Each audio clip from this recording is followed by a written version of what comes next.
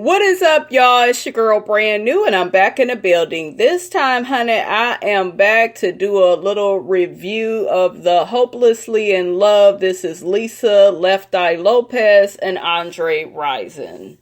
So, let's get started really quickly. I don't know if you all know this about me, but I am a very big TLC fan. I have been to their concerts.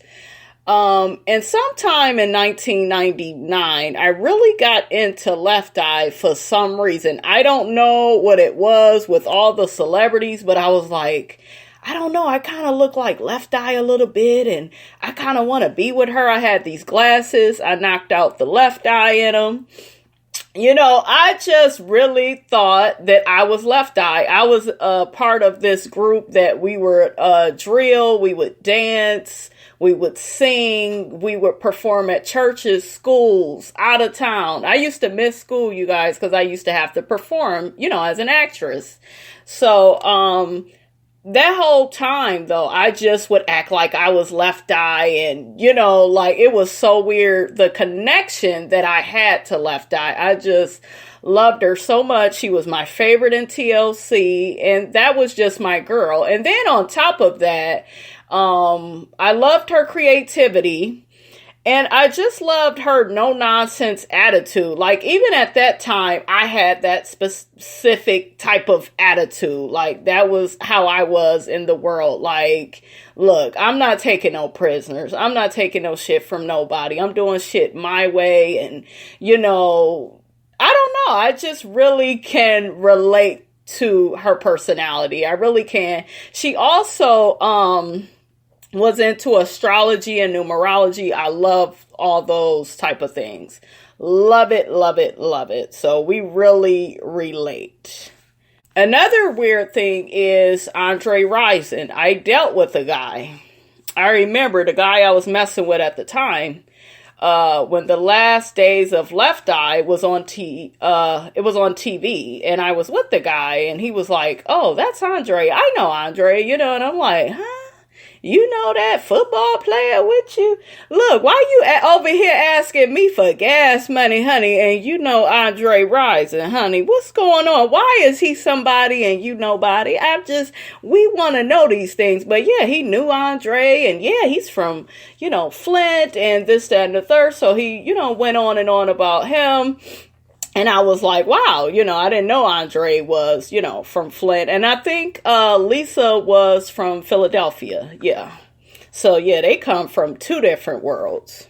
Okay, so in this documentary, they pretty much let us know that, you know, Lisa was always creative. She was destined for superstardom. You know, she was always creative. You know, she was just always on her shit. We also find out that her father, and we don't really find these things out because we've seen it in other documentaries. They really pretty much talked about a lot of this in the Last Days of Lefteye documentary. We hear about her father, how abusive he is, how he drinks a lot, and, you know, she had to go through a lot of shit with him, you know? So I was like, ooh, child, you had it bad growing up, honey. And then it was her sister, Raina, and her brother, Ronald. Now, I was just wondering, like, where the hell is Ronald at in all of this? Ronald did not make an appearance on this little documentary. So I was a little bit shocked by that. Okay, so this documentary is very interesting because we always have heard Lisa's side of the story with her and Andre. We heard that he was abusive and he was violent and he was controlling.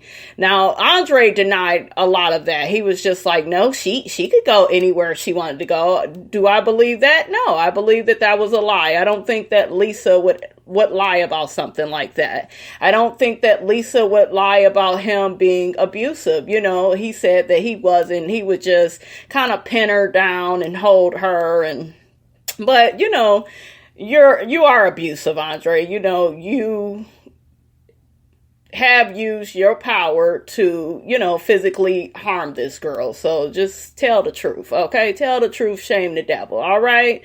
And then on top of that, Andre, you were emotionally abusive because as a football player, and y'all know how most football players are, they have groupies and they have all these different women that they're interested in. And they brought it up on this docuseries about how Lisa had caught Andre in the bed with somebody. And, this lady, I guess she had on pink stockings and, so she had to go through a lot of shit with Andre. Andre pretty much played it down. And yeah, I was a ladies' man, but sometimes I would just be talking to women. Bullshit, nigga. You was cheating. Okay, own up to what you did. All right.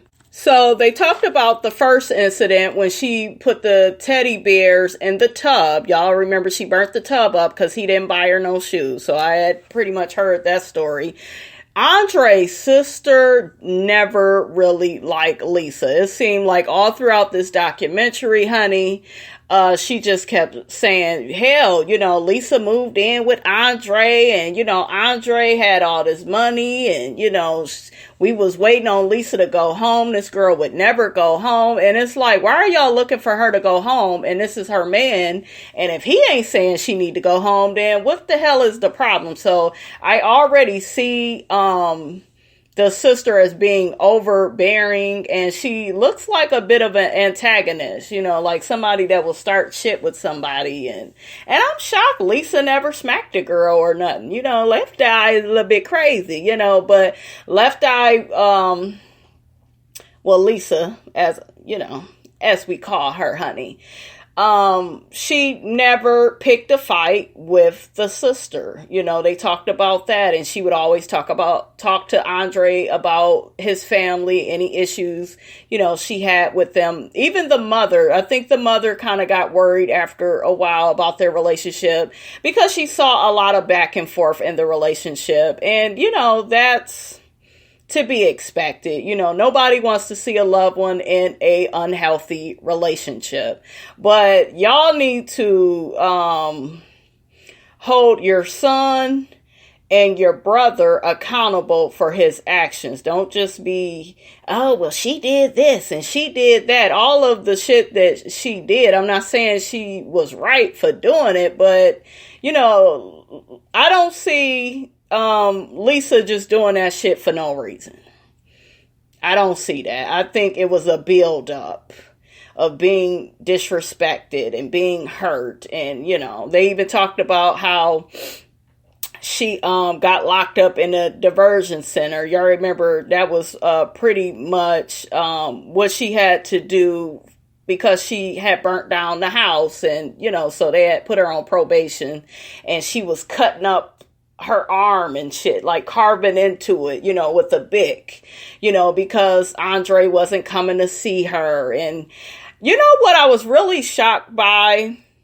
I was shocked that every time these two had trouble, they ended up back together as if nothing happened. Like when she burned his house to the damn ground, Andre went out on a motorcycle looking for her, not to whoop her ass, but to bail her out of jail and to be there with her. And Andre loved him some Lisa, honey. He did. He put up with a lot. He started a lot of shit, but he really loved this girl unconditionally. I don't think there is any wrong that this girl can do. Now, towards the end of it, they get into talking about Tupac. Y'all know I'm a very big fan of Tupac. I love Tupac. I didn't know that Lefteye liked Tupac like that. I didn't know that, he was her soulmate and she, was torn between Andre and Tupac. I had no idea of that. I'm thinking that, she liked him and admired him, but yeah, I didn't know, she felt that way about Pac. And originally she was supposed to hook up with Tupac, but she had ended up, hooking up with Andre at this club or whatever, because Andre and Tupac, they was cool. And then I think towards the end, I should say, that's when the whole Suge Knight thing happened, where she got sick of working with TLC and wanted to do more things as an individual artist and be creative. So she hooked up with Suge Knight, and I guess they slept together, had their own relationship. Andre didn't like that shit, honey. I was like, I am shocked by that. And I'm not mad at Andre for feeling away, because it's just like, Suge is my boy, and but it is what it is, Andre. She chose to do what she did. Y'all was over. So, I mean, it is what it is. I was shocked that towards the end of her life, it seemed as if he had no interest in her.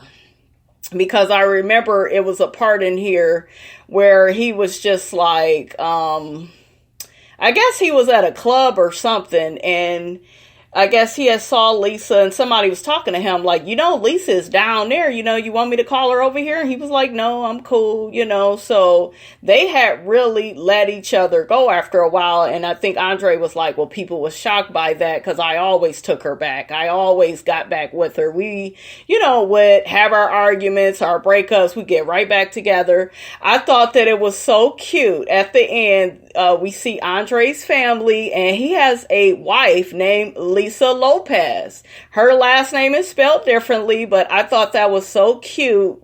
That just shows you that man really loved that woman, to find a woman, okay, with the same name as his beloved. And he said around the house, I think he got about 4 girls.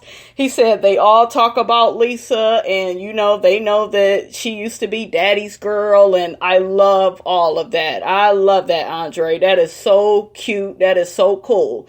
Andre is a down ass nigga. He is. He really is, you guys. At first, I, had my feelings about Andre, but this little docuseries, however you want to frame it, it really changed my perspective on Andre. It really did. It really showed me how giving he was. And, because he came from Flint, he didn't have that much money and stuff coming up, but as soon as he made it, with football, he bought his mom a house and helped family, and he was really a giving guy. I think he even gave to the girls of TLC. It wasn't on this documentary, but I believe he at one point gave them some money when they went bankrupt, because they didn't even have enough money to go bankrupt. So really good guy for that. That's really solid. So I like that. They talked about how when Tupac passed, it was really hard on Andre. And Andre said regardless of what was going on between Pac and Lisa, Pac was still his friend. He was still cool with him. So he's real solid, for that, in my opinion. Because he could have been petty and been like, I don't care about him. And, this is my girl. He was trying to take my girl. He didn't look at it like that. I thought it was interesting that Tupac had said to Lefteye, if you my girl, I don't want to sleep with you. I don't want to have sex with you. So he had never had sex with her. And at one point, she was supposed to be his girl. And, it didn't end up working out. And they talked about how at one point Andre and Lisa was supposed to get married. And I think I remember all of that. And then she ended up calling it off because she went through a lot of abuse coming up with her dad and watching her mom get hit. And this situation with Andre is pretty much parallel to, what her mom went through with her father. So she didn't want to, relive any of that. And her sister, Raina, had talked about, I had never been in an abusive relationship, and neither has my brother. But it's interesting that my sister, ended up being in one. And then it was also interesting when Raina talked about the movie, The Burning Bed or something, and how Lisa and Raina at one point wanted to burn up their dad, because he was abusing their mom and them.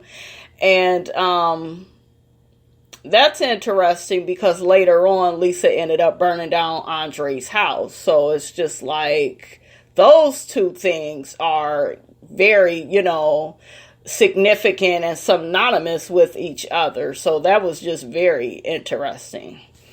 They talked about Lisa going to Honduras and how much it changed her physically, mentally, spiritually. You know, she loved it. She had her group down there.